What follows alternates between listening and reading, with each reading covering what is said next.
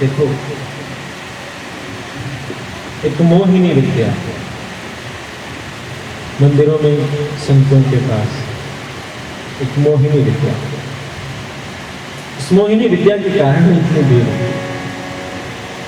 तो मोहिनी विद्या क्या, बहुत सरल है। तुम इस मोहिनी विद्या को अपना लो,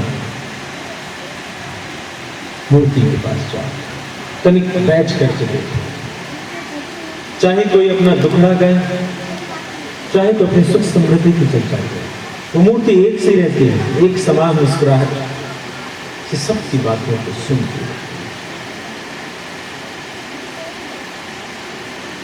हाँ जी करते रहिए, कीजिए अपना काम।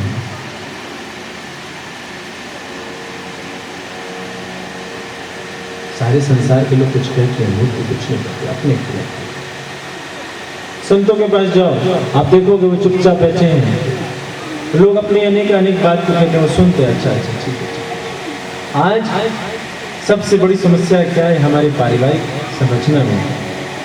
माता पिता और बच्चे के बीच में दूरियां बढ़ गई।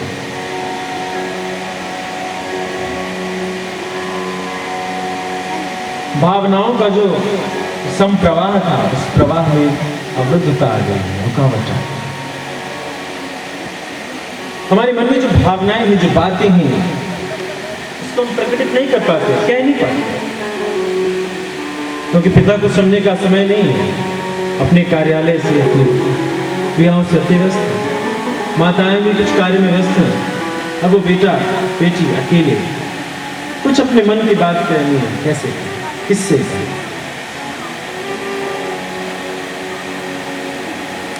थोड़े से और प्रौढ़ हुए, अब तो संसार इतना छलिया है कि अपने मन की बात क्या कहा दिया, सुन छिलाई है लोग सब, कुछ बात कमजोरी कह दिया कि मुझ में ये समस्या है, समाज और हंसने लगा। सुना तो सुना, लेकिन जितना सुना उससे ज्यादा समझ।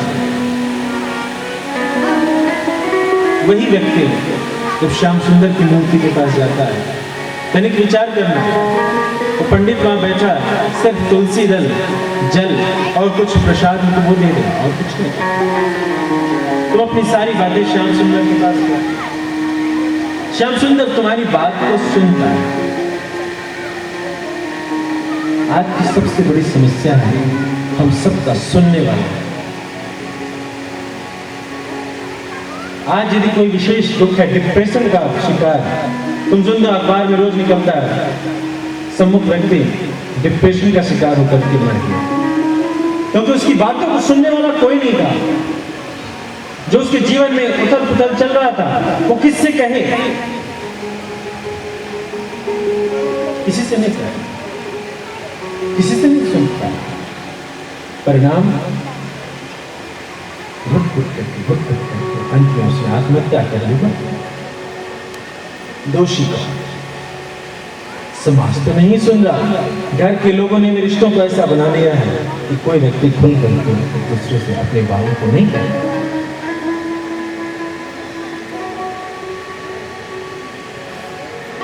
जब उसी व्यक्ति का मन हम डाइवर्ट कर देते हैं, बदल देते हैं मंदिर के लिए, तो एक स्थान है, एक वो प्रतिमा है, एक वो प्रतीक है सारे संसार का, सारे ब्रह्मांड का, उस प्रतीक के समक्ष तो व्यक्ति खड़ा होता है और अपनी सारी बातें शब्दों से कहने के मन ही मन वो सारे भावों को उड़ेल करके रख देता है।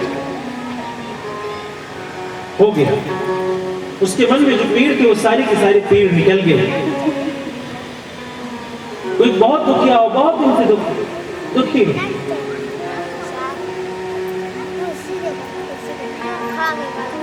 बहुत दिन का पीड़ा हो, छुपा कर रखा उसने, वो व्यक्ति कुछ नहीं कर पाया। लेकिन जब वो किसी मंदिर में जाता है, उसमें उसका संस्कार है कि मंदिर में गया, उसने सब कहना शुरू, कहते रोता है, और जिस दिन वो रो देता है अपनी सारी बातों को कह करके, उसका मन हल्का हो जाए, जी हल्का हो जाए। फिर वो चला, फिर वो उत्साहित है, क्योंकि जो नकारात्मक तरंग उसके मन मस्तिष्क को हमेशा रोक रही थी, वो नकारात्मक तरंग सभी सकारात्मक दिशा में हो गए। उसे लगा कि मेरा कोई सुनने वाला था, मेरा किसी ने सुना।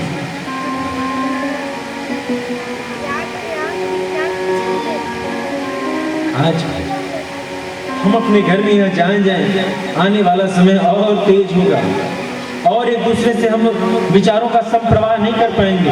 अभी जो छोटे छोटे 5-6 साल के बच्चे हैं, उनके समय जब बड़े होंगे, वो और भी उनके पास एक दूसरे से विचार करने का, संप्रवाहित करने का वो समय नहीं होगा।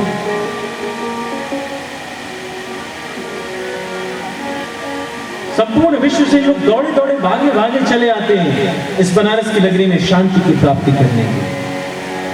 हमें भी भागना पड़ेगा, भागना पड़ेगा। मैं कहाँ भागूं? यदि वही हृदय में श्याम सुंदर की प्रतिमा, श्याम सुंदर की कथा सपनों में इस माखन चोर को बसा लेंगे, तो माखन चोर आएगा, बातें करेगा, हम सबको समझा देंगे, चला जाए। और हमें लगेगा कोई हो न हो, लेकिन एक मेरा नाथ है, एक मेरा ऐसा पक्का रिश्तेदार है जो किसी भी परिस्थिति में मैं क्यों न हूं, वो मेरी रक्षा करता है। रक्षा करे न करे मेरे भाव को, एक अपना एक संबंध है।